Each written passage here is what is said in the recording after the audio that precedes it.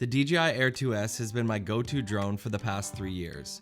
It's traveled with me across multiple countries, capturing stunning footage every step of the way. But now, with the release of the Air 3S, I find myself asking the question, is the upgrade really worth it? Or are we hitting a law of diminishing returns with drones? At what point does spending more on the latest tech stop giving us significantly better results? And does the Air 3S justify its price tag for those already flying an older DJI drone? I recently took these two drones to film some surfing on Vancouver Island, and I'll be sharing the photos and videos with you, as well as in the description, I'll leave a folder so you can download and compare the footage. Let's start first with the tried and true Air 2S that you can pick up right now used for about $550 US, and it was released in 2021. So 3 years ago, DJI releases the Air 2S, and what I loved most about it was the 1-inch sensor, because I knew I was gonna get a lot better quality in photo and video. So what I loved about this drone is that it was so ahead of its time. It had a 1-inch sensor, 5.4K at 30 frames per second, which I absolutely love. And the biggest upgrade for me was that it shot in 10-bit. And also with that 1-inch sensor, you could crank the ISO to about 3200 and not see a ton of noise. You could still salvage that image, which I absolutely loved in low light. For photography, I remember taking this thing to Indonesia and being absolutely blown away with the raw 20 megapixel photos that it was able to capture. And I think a lot of that improvement from the Air 2 was the bigger sensor. In terms of size and portability, I've always loved the mini series, but 3 years ago, you couldn't really get quality with the mini series like you can now. So this thing comes in at 595 grams, which I found like a pretty good compromise, and I could fit in my 31-liter wandered bag, no problem. Now, in terms of sensors and ease of flying, this thing is a little bit of a yellow flag. And what I mean by that is that it doesn't have the latest technology where it has even side sensors. So that is something that was lacking with this. I've crashed a drone actually when I was in Indonesia, and luckily it saved itself. I've had friends fly it sideways into a tree on a big Subaru campaign. So honestly, it is a big deal to not have side sensors, and you have to be a whole lot safer when you're flying. Really quick, if you're finding value in this video, it goes a really long way if you could just leave a like. 3, 2, 1. Thank you so much, and let's dive back in. We already mentioned low light performance a little bit, and because of that 1-inch sensor, you do get a lot better results, so just bear that in mind. This sensor is definitely something that keeps up even today. I want to talk a little bit about battery life on this. When I first picked up this drone, I was living in China, and I knew that I would be traveling around a lot, so I bought the Fly More combo, and it did have like a cool little quick charge kit with it. So you do get 31 minutes rated of flight time with these, and I did find problems over the years with the batteries, just in terms of when you store them. So say I charge them up completely, I was living in Shanghai, and then I would fly to, say, the Philippines. When I got there, they would only be 3/4 full, and there's a reason for this. I guess it's like a safety thing, but they are called intelligent batteries. And I just found that that was a little bit annoying, and that the charger didn't have a charging case that you could just slip them in and have it automatically charge. So I did have a little bit of issues with that. However, at the time, I found that having 3 of those batteries was typically good enough. This drone only has 1 camera on it, and it has a focal length of 35 millimeters, which would be equivalent to a full frame with a 35 on it. 35 millimeters is cool because it's what replicates the human eye most naturally. And yes, it only has the 1 camera, but I do find that it's super high quality. The newer drones typically have 2 on them now on the higher end things, but do we really need that? This drone does have a focus track mode, which is really cool because DJI held out this technology on the minis for a really long time. So it's really nice to see something that 3 years ago, that's 3 years old, holds up in terms of if you want to just draw a box around you and have the drone follow you, it's capable of doing that. When comparing these two drones, there's definitely a sound difference, so I'll let you guys have a listen now.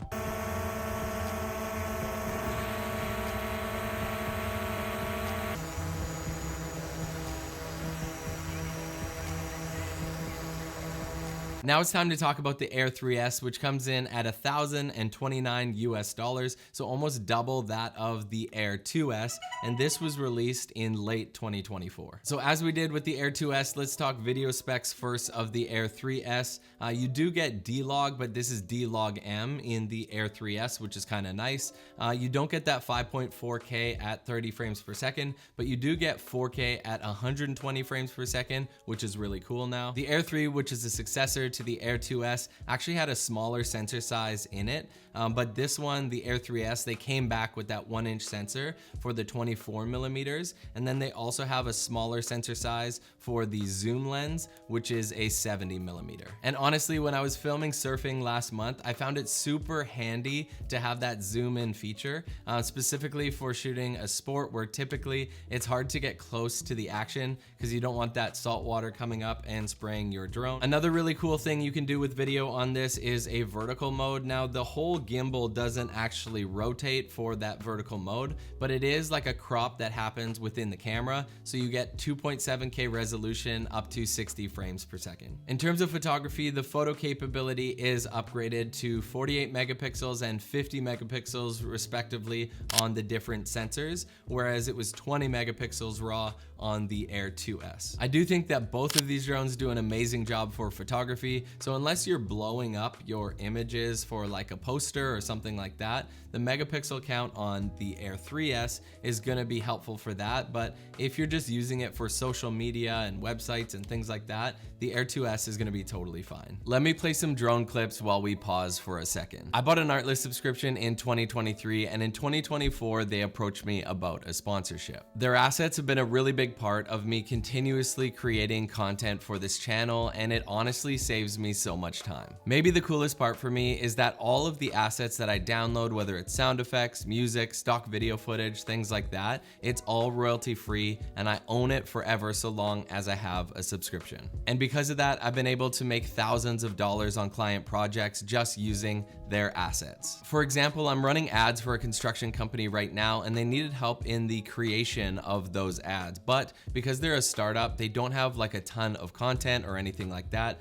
So it was really easy. I just went to the footage tab and then searched related content that I needed for it. I was able to put it together, and they're now running on Google and Facebook ads. Artlist helps me a lot in my business, which is great, but it also helps me create meaningful content, and I want to start doing more short films on the channel this year, so it'll be a really good outlet for that. You can get an additional 2 months for free if you use the link in my description on an annual plan. Thank you so much for being here and continuing to help me through this YouTube journey, and thank you Artlist for sponsoring this video. In terms of size and portability for this guy, unfortunately with the Fly More combo, it's in a bigger bag. The drone itself is actually quite a bit bigger at 724 grams, and I just have a really hard time fitting it in my Wandered bag, and when I go and travel, I want to be able to fit as much as possible in the bag, so unfortunately this drone isn't great for that. So while the size and portability actually don't rate as well as the Air 2S, the sensors are a massive upgrade on this thing, where you get 360-degree sensors.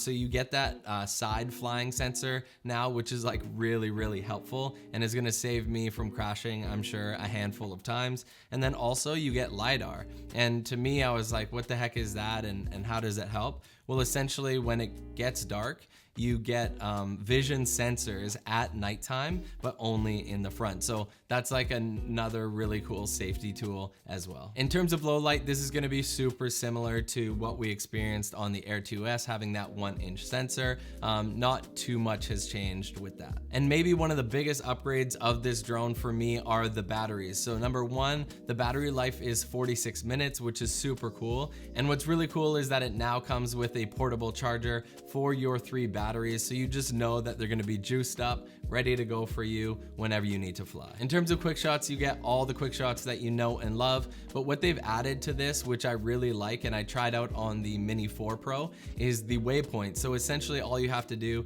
is map the locations. You just set little checkpoints within the controller of the camera of where you want the drone to go.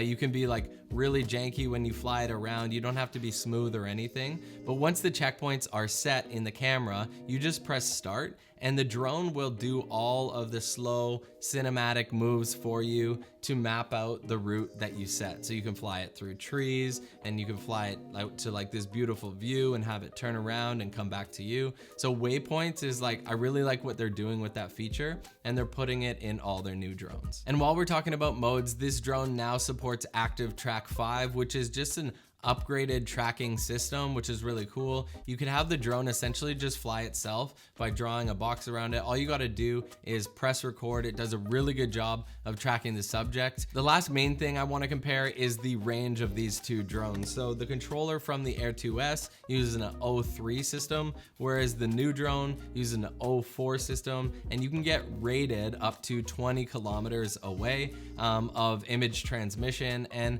I did find in some of the older DJI drones, you would cut out pretty quick, and it was really nice it had the return to home feature, so you're never gonna crash the drone when you lose transmission for like, say, max up to 15 seconds at a time. But it is nice to just not worry about that with that 04 system. So the new RC controller that I got with this drone, it didn't have the screen in it, but it still has that 04 transmission, which is super nice. A few small things is that, of course, this drone still accepts a micro SD card, but it also has 42 gigabytes of internal storage, which is really nice, just in case you forgot it, because we're prone to doing this as creators. And lastly, the Air 3S has a 60-degree tilt angle, which is really cool. So you can look up right in the sky. Maybe the clouds are doing some really funky, cool things, and you just like fly through, and you want this as like a transition shot or maybe a title sequence or something like that. That is a nice feature to have. So there you have it. After years of relying on the Air 2S to capture all of my travels, it's done such a good job, and it's a drone that definitely holds up to date. While I absolutely love using the Air 3S, I did find that for double the price, I know it does have some like significant upgrades with batteries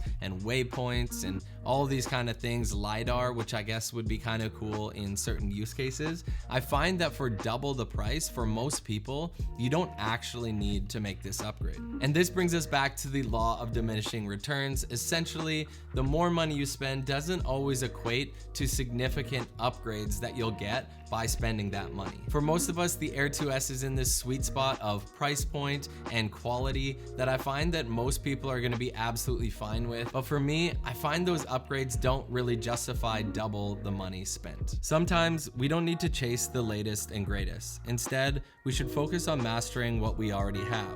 So if you're on the fence about upgrading, think carefully, because in the end, it's not just about what's newest, it's about what works for you. Thanks so much for stopping by. I hope that video helped. We'll see you in the next one. Maddie out.